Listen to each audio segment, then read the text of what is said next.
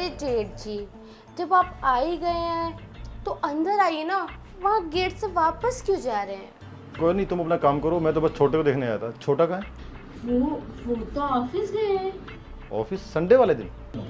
हाँ, वो क्या है ना कि उनकी अर्जेंट मीटिंग आ गई थी तो इसलिए ना उनको ऑफिस जाना पड़ा। चलो, जब छोटा है तो उसको बोलना एक बार मुझसे बात करे आगे। जी ठीक है। आप वैसे जेठ जी क्या कर रहे हैं? आइए ना, बैठिए थोड़ी देर यहाँ पर, बैठ के बातें करते हैं। वैसे तो हमें टाइम मिलता नहीं है बैठने का साथ में। नहीं, मैं थोड़ा बिजी हूँ, मुझे मेल करना क्लाइंट्स को, मैं अपना काम कर लेता हूँ पहले। अरे जेठ जी, कितना काम करते हैं ना आप ऑफिस का, थक जाते होंगे। और इस रूम में तो आप बहुत कम ही आते हैं, और जब यहाँ चौखट तक आ ही गए तो थोड़ी देर बैठ लीजिए ना, थोड़ा बातचीत हो जाएगी तो थोड़ा अच्छा रहेगा ना। नहीं नहीं, तुम अपना काम निपटाओ, बाद में बात करेंगे। ठीक है। ये मेरे भोले जेठ जी, कितने भोले हैं ना आप। देखो, मैं आपको कितना मनाने की कोशिश करती हूँ लेकिन आप मानती ही नहीं है। वैसे जेठ जी मानना तो पड़ेगा, जेठानी जी को गए पूरे 3 साल हो गए, भगवान को प्यारी हो गई, लेकिन आपने ना अभी तक किसी भी लड़की को आंख उठाकर नहीं देखा। ये तो कमाल की बात है, लेकिन देखना चाहिए ना, अभी आपकी एज ही क्या है, और आपके घर में है तो एक इतनी खूबसूरत लेडी, आप उसको तो देख ही सकते हैं। पर आप हैं कि नजर उठा के भी बात नहीं करते मुझसे, तो ये चीज़ मुझे बिल्कुल अच्छी नहीं लगती जेठ जी। पर कोई बात नहीं, मैं हूँ ना, मैं आपके पास आऊँगी, आपको अपने करीब लेकर आऊँगी। और वो देखो, एक मेरे पति हैं, उनके पास मेरे लिए वक्त ही नहीं है, पूरे दिन ऑफिस में रहते हैं, लेकिन हम इनको कुछ कह भी नहीं सकती ना, ऑफिस का काम भी ज़रूरी है, पैसा कमाना भी ज़रूरी है। लेकिन जेठ जी, आप तो घर में रहते हैं ना, आप तो अपनी भाई की बीवी को टाइम दे सकते हैं ना, लेकिन आप भी नहीं देते। ये ठीक बात नहीं है। कोई नहीं, आप करिए अपना ऑफिस का काम, आती हूँ मैं आपके पीछे पीछे।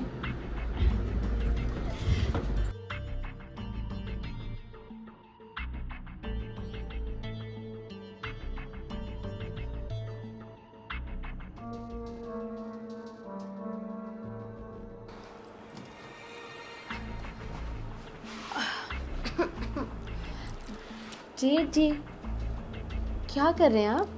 बताया था ना मैंने, क्लाइंट को मेल कर रहा था। अच्छा अच्छा, वैसे मैं ये कह रही थी कि आपको चाय नाश्ता या कुछ कॉफ़ी वगैरह बना कर दे दूँ? नहीं नहीं, मैंने खा लिया था, तुम जाओ आराम करो। अरे जेठ जी, अब मैं कितना ही आराम करूँगी, आप ही बताइए ना, बोर हो जाती हूँ। और वो एक आपके भैया हैं, ऑफिस चले गए, अब मैं तो बोर होंगी ना। अब आप हैं तो मैंने सोचा कि थोड़ा आपके साथ ही बातचीत कर लो, वैसे तो हमें साथ बैठ के टाइम मिलता नहीं है बात करने का। नहीं नहीं, मैं जागृत से बात करूँगा, कम से कम वीकेंड पे घर पे रहे, तुम्हें टाइम दे, टेंशन मत लो तुम।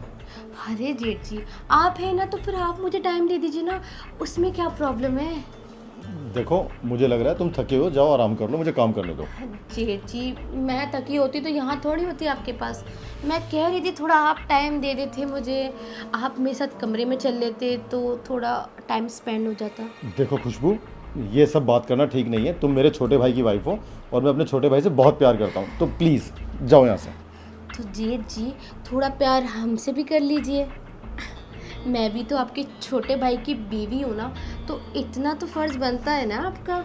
देखो, मैं अपनी पत्नी से बहुत प्यार करता था और उसके जाने के बाद मैं किसी दूसरी लड़की को देख भी नहीं सकता, और तुम मेरे छोटे भाई की वाइफ हो, तो प्लीज़ ये हरकत मत करो और मुझे काम करने दो, तुम जाओ यहाँ से।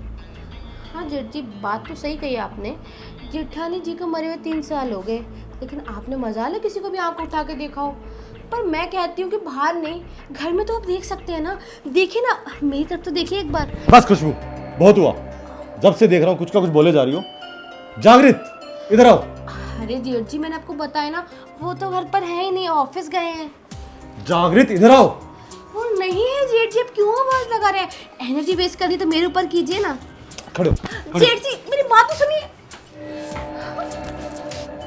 खुशबू, क्या हुआ? देखो ना जागृत, मैं तो जेठ जी से बैठ के बातें कर रही थी और उन्होंने मुझे जोर से धक्का मार दिया।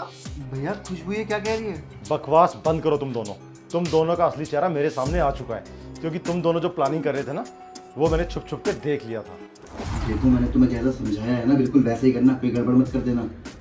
हाँ जैसे तुमने समझाया एकदम वैसे करूँगी, लेकिन मैं ये सोच रही हूँ कि कहीं ये गलत तो नहीं है ना। मतलब तुम्हारे भाई ना इतने सीधे हैं कि उनके साथ ये सब करने का मन ही नहीं कर रहा। अरे यार तुम क्यों मेरे भाई को इतना सीधा समझ रही हो? अरे जब से उसकी बीवी मरी है ना वो बौखला गया है, तभी तो ऐसा हो गया है वो। और वो जब तुम्हारे घर में फंस जाएगा ना तो बस मैं उसकी वीडियो बना लूँगा, उसके बाद ज़िंदगी भर उसे ब्लैकमेल करेंगे और सारी की सारी जायदाद अपने नाम करवा लेंगे।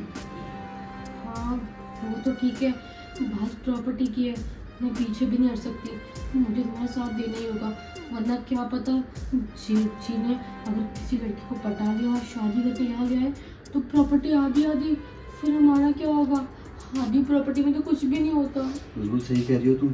एक काम करो, तुम जेठ जी के पास जाओ, मैं छुप जाता हूँ, उसका फिर मैं वीडियो बनाऊंगा जैसे जेठ जी तुम्हारे पास आएंगे। और टेंशन मत लेना, मैं तुम्हें आ जाऊँगा बचाने के लिए। हाँ हाँ ठीक है, लेकिन प्लीज़ जब जेठ जी तुम्हारे भैया मेरे पास आएंगे ना तो उनकी वीडियो ठीक से बनाना, कहीं ऐसा ना हो कुछ गलती में ज़्यादा हो जाए और तुम सही टाइम पर आना। अरे यार क्यों घबरा रही हो, मैं हूँ ना साथ में, अब इतना घबराओ मत, बिल्कुल नॉर्मल रहो, मैं जा रहा हूँ। अरे शर्म नहीं आती तुम दोनों को? हैं इस हद तक गिर जाओगे प्रॉपर्टी के लिए कि मुझे बदनाम करने की साजिश रचोगे ताकि ये सारी प्रॉपर्टी तुम्हारे नाम हो जाए? अरे शर्म आनी चाहिए तुम्हें। जागृत, तू तो मेरा अपना खून था, तू इस हद तक गिरेगा? मैं सोच भी नहीं सकता था। अरे क्या कुछ नहीं किया मैंने तेरे लिए। जब तू छोटा था ना, मम्मी पापा इस दुनिया से गुजर गए थे, मैंने मेहनत करके तुझे पाला पोसा, तुझे अच्छे स्कूल में पढ़ाया, और जब तुझे स्टैंड होना था तेरे लिए बिजनेस खुलवाया। और तुम मेरे छोटे भाई की वाइफ हो, तुम्हें मैंने हमेशा बच्ची की नज़र से देखा था, और तुम ये क्या हरकत कर रही थी? शर्म नहीं आती तुम लोगों को? इतना गिर जाओगे प्रॉपर्टी के लिए? अरे मुझे वैसे बोल देते, मैं प्रॉपर्टी तुम्हारे नाम करा देता। कभी सोचा है तुम दोनों की इस हरकत के बारे में बाहर वालों को पता लगेगा तो हमारे परिवार के ऊपर थू थू करेंगे लोग? आज तुम दोनों को ना अपने परिवार का हिस्सा बोलते हो, मुझे शर्म आती है। छी। भैया मैं आपसे हाथ जोड़ के माफ़ी मांगता हूँ, मुझसे गलती हो गई। मैं प्रॉपर्टी और पैसे के लालच में इतना अंधा हो गया था कि मैं ये तक भूल गया था कि आप मेरे बड़े भाई हैं। माँ बाप के गुजर जाने के बाद आप ही ने मुझे पाल पोस कर बड़ा करा है, आप ही ने तो मुझे आज तक संभाला है, और मैं आप ही को इस घर से बेघर करने जा रहा था। भैया आज के बाद ऐसा कभी नहीं होगा, मैं कभी भी ऐसी गलती नहीं दोहराऊंगा भैया, बस एक आखिरी मौका दे दो आप मुझे। हाँ जेठ जी, आप प्लीज़ मुझे भी माफ़ कर दीजिए, मुझसे ना बहुत बड़ी गलती हो गई जो मैंने आपके साथ इतनी नीच हरकत करी। आगे से ऐसा कभी नहीं होगा। I am really sorry. इस प्रॉपर्टी ने और पैसों ने हमें इतना अंधा बना दिया ना कि हम सारे रिश्ते भूल गए। माफ़ कर दीजिए हमें प्लीज़। हाँ भैया, खुशबू बिल्कुल ठीक कह रही है, आप हम दोनों को माफ़ कर दीजिए, हम आज के बाद कभी ऐसा कुछ नहीं करेंगे भैया। बस करो तुम दोनों, ये दिखावटी आंसू किसी और के सामने दिखाना। ये सब ड्रामा तुमने प्रॉपर्टी के लिए किया था ना?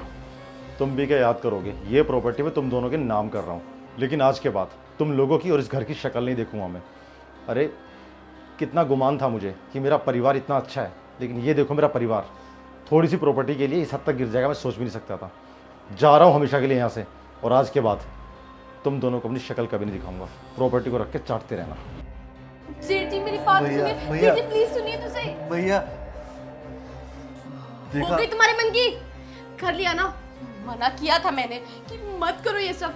अरे कितने भोले हैं वो, लेकिन तुमने मेरी बात एक बार भी नहीं मानी। सिर्फ प्रॉपर्टी और पैसा, अंधे हो गए थे तुम, और तुमने मुझे भी वैसा ही बना दिया। मैंने मना किया भी था। अरे बस कर जाओ, इसमें सारी गलती मेरी नहीं है, इसमें तुम्हारी भी गलती है। तुम्हारा भी तो यही प्लान था ना कि हम दोनों मिलके भैया को घर से बेघर कर देंगे, उसका सारी जायदाद अपने नाम कर लेंगे। अरे चुप करो, बहुत बोल लिए।